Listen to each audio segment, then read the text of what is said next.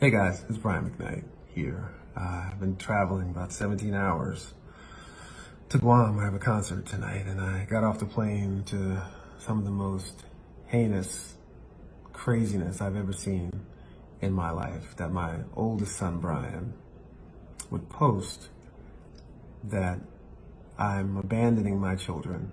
And the reason why, I suppose, is because I have a new family, and I guess this stems from a post that I made the other day about my son, Jack, who I'm very proud of, which isn't to say I'm not and haven't been proud of my other children, but I was proud of this one for the things that he did that day. But we'll get back to that in a second. Anyone who knows me knows over the last 20 years, 30 years now, as a matter of fact, that I've been there for my children every step of the way until recently. And let's be clear, my two sons are 30 and 27, not 12, not 13, but 30 and 27. Now, my daughter's about to turn 18. That's another story I'll get to in a second. I've never missed a day of child support. I've never done anything adverse to my children whatsoever. I've always been there. I've always been there with advice, whether they took it or not. I've always been the sounding board, and I've always been the one that tried to help them achieve whatever dreams they were wanting to reach out for.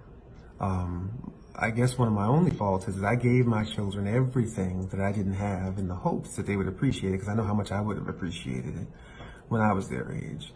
I would tell you, as parents out there, entitling your children is probably one of the worst things you can do, and I know I am guilty of that. For whatever reasons, I'm guilty of that. Tough love is a tough thing as a parent to try to institute to your children, because you want to help them as much as you can, and I did as much as I possibly could. When I stopped doing that for them, BJ was 25 and Nico was 22. And it wasn't like I completely cut them off at that point. That happened much later. But I've been there. When I put them out of my house, I gave them an apartment for 2 years. And I said, guys, this is it. This is the time to grow up. I'm giving you 2 years. I'm going to pay for everything for 2 years, but you're going to have to work or do something, because at the end of those 2 years, that's going to be it. It's time to be men here, guys. It's time to grow up. At the end of those 2 years, they hadn't done any of it. It was just right around the time that Leilani and I had gotten together. Leilani was working at Children's Hospital. And let's be clear, Leilani has been one of the only people who's been an advocate to keeping us together, to keeping us having a relationship, because she wants to have the nuclear family as much as I did. And they have spit in her face at every turn. She got them jobs at the hospital, $18 an hour with benefits, and with the option of the hospital actually paying for them to go back to school.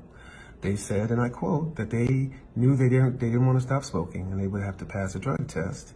And the day I had the doctors looking into it, Miko's on there, taking a big puff, which is fine. If you want to smoke, that's fine. I'm not saying that that's bad. If that's your choice, that's your choice.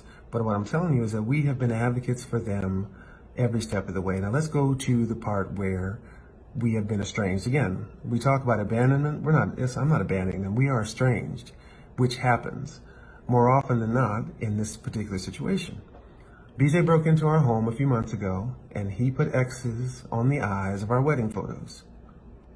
And then he put a photo of my first wedding on Leilani's vanity. It was at that moment, and after I heard him say, and was pointed to from other friends of mine that saw his posts on social media, that he basically said that I was better off dead to him than alive. I was more valuable to him dead than alive.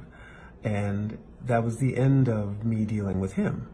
If you look at my Instagram, you'll see that not my last video, but the video before that, 42, the song was written by Brian and I, and it was directed, the video, by Nico. And I went on and I said how proud I was of Nico at the time, and I really, really was. He did an awesome job in that video.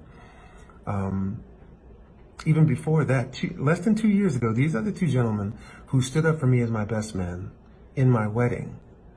So abandonment, deadbeat dad, I'll reiterate, I've never missed a day of child support.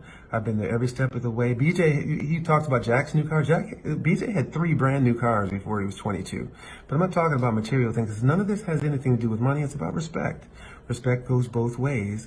And even in family, there's a line that shouldn't and should not ever be crossed. It's crazy to me that people will just believe anything, and I thought it was important to set the record straight and let you guys know that abandonment has nothing to do with any of this. Deadbeat dad, I've been there. every step of the way. And let's also remember that these kids are 30 and 27, not 12. It's time for grown men to be grown men. And I'm sorry that tough love happens to be this way. And I do wish them the best. I want them to have and to reach their dreams and their full potential. But like any other man in the world, you got to go out there and you got to take it. As far as my daughter is concerned, her mother, if you look back at my Instagram, she was a part of this family too, with Jack and Julie and Leilani and myself. And unfortunately, along the way, a couple years ago, I got wind that there was an older cousin who was above 18 who was quite possibly having sex with her.